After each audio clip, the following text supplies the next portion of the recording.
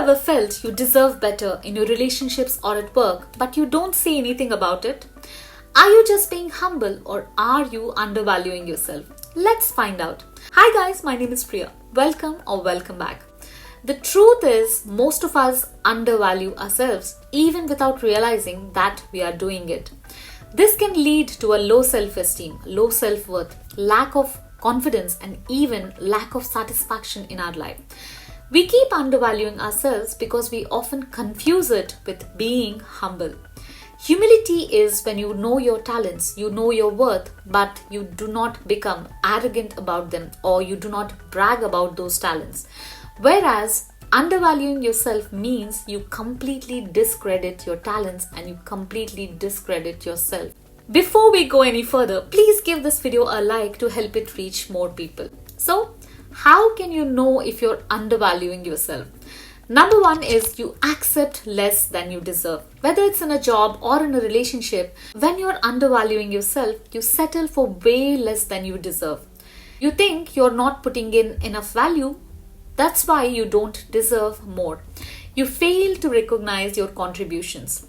And sometimes even after putting in the extra work and even after putting in extra efforts, just wait for the other person to recognize it and reward you rather than you asking for it. All this will stop only when you recognize your worth and your contributions. Number two is putting others first always. We learn from childhood that putting others first is a good habit. But when you don't understand the limits, it can be a big problem. Putting others first, even if it's depleting you or even if it means you suffer, is not right.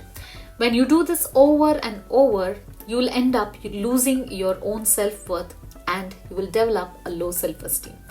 Number three, not being able to say no. Asserting yourself is a sign of a good self-worth.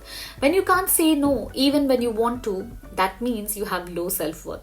When you are always saying yes to everyone and you're always available for people, even if that's not what you want, you're undervaluing yourself. Number four, you think self-care is not for you.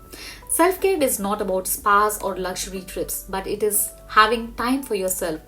You have to value your efforts and take time to relax because you have different roles and responsibilities. If you don't give yourself a break, it will affect your health and well-being. And you fail to recognize this when you're undervaluing yourself. Number five, you discredit your accomplishments. When you undervalue yourself, you fail to look at your accomplishments as something which is great. You just brush them aside as if they're not important. Instead of feeling proud of them, you think there is something else you should be doing right now instead of celebrating the success of these achievements. So what can you do about it? Like any other habit, undervaluing can also be changed with time and effort. Number one is to change your mindset. To check whether you have a fixed mindset or a growth mindset. A fixed mindset is when something goes wrong, you think that it's just your fault or it's because you deserve something or you think that you cannot change anything in your life and it's out of your hands. It is the situations or the people that are controlling the situation. But the growth mindset is when you look at any situation as something which you can learn from and grow.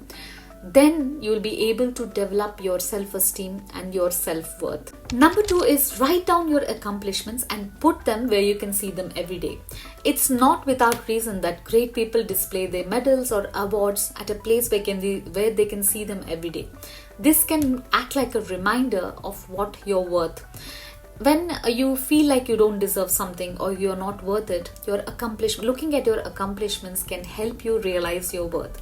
Number three is celebrate your wins, whether it's big or small.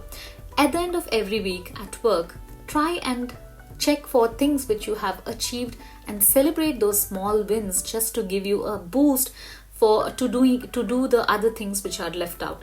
And this can help you boost your self-worth. Sometimes undervaluing yourself may have deeper reasons, which might not be as simple to deal with. Maybe coming from your childhood experiences or your beliefs which formed in your formative years of life. This needs proper assessment and addressing, and this can only be done by professionals. So I hope this video gave you an idea whether you're undervaluing yourself and how to deal with it. If you did like this video, please share it and subscribe to my channel. I will see you in this video right here. Until then, you take care.